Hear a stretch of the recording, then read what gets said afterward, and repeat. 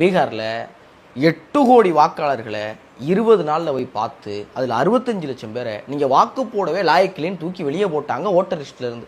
என்னங்க அது அநியாயமாக இருக்குது அப்படின்னு கேட்டு முடிக்கிறதுக்குள்ளே தமிழ்நாட்டில் நவம்பர் 4ஆம் தேதி ஆரம்பிச்சிருச்சு சார் ஸ்பெஷல் இன்டென்சிவ் ரிவிஷன். அதாவது வாக்காளர் பட்டியலுடைய சிறப்பு தீவிர சீர்திருத்தம்.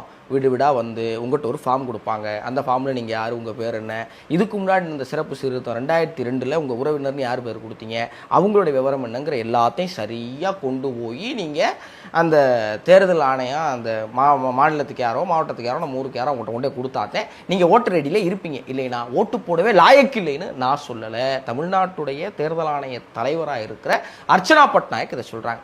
இது என்னங்க அட்டூழியமாக இருக்குது? தமிழ்நாட்டில் 6 கோடியே 36 லட்சம் வாக்காளர் இருக்காங்க. 30 நாளில் எப்படி நீங்கள் எல்லா வீட்டுக்கும் போவீங்க, நாங்கள் எப்படி சப்மிட் பண்ணுறோம், அதெல்லாம் எங்களுக்கு தெரியாதுங்க அப்படின்னு ஜாலியாக சொல்கிறாங்க.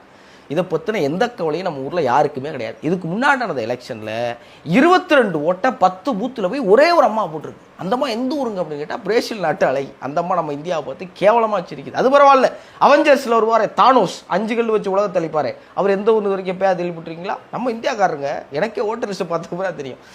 இப்படி பல அயோக்கியத்தனங்களை தேர்தல் ஆணையம் செய்தாலும் கூட சாரை பற்றி எல்லாரும் தயவு செஞ்சு தெரிஞ்சுங்க. இந்த சாரை பற்றியே தெரிஞ்சுக்கிறோம். இந்த சாரை தெரியலன்னு வைங்களேன், இந்த எலெக்ஷனில் நீங்கள் ஓட்டு போடுறதுக்கு தகுதியற்றவர்னு நம்மளுக்கு வெளியே போட்டுருவாங்க. படித்த நம்ம செஞ்சுருவோம். தமிழ்நாட்டில் கூலி வேலைக்கு போகிறவன், படிப்பறிவு இல்லாதவன், வெட்டு வேலைக்கு போகிறவன் என்ன செய்வேன்?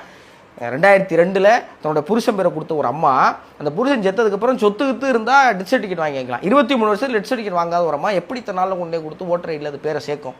இப்படி கேட்க வேண்டிய கேள்விகளும் தெரிந்து கொள்ள வேண்டிய விஷயங்களும் நிறையா இருக்குது. என் அன்புக்குரிய தமிழக இளைஞர்களே, இதை எல்லாரும் கொண்டு போய் சேருங்க. எல்லாரும் இதை பற்றி தயவு செஞ்சு தெரிஞ்சுக்கணும்.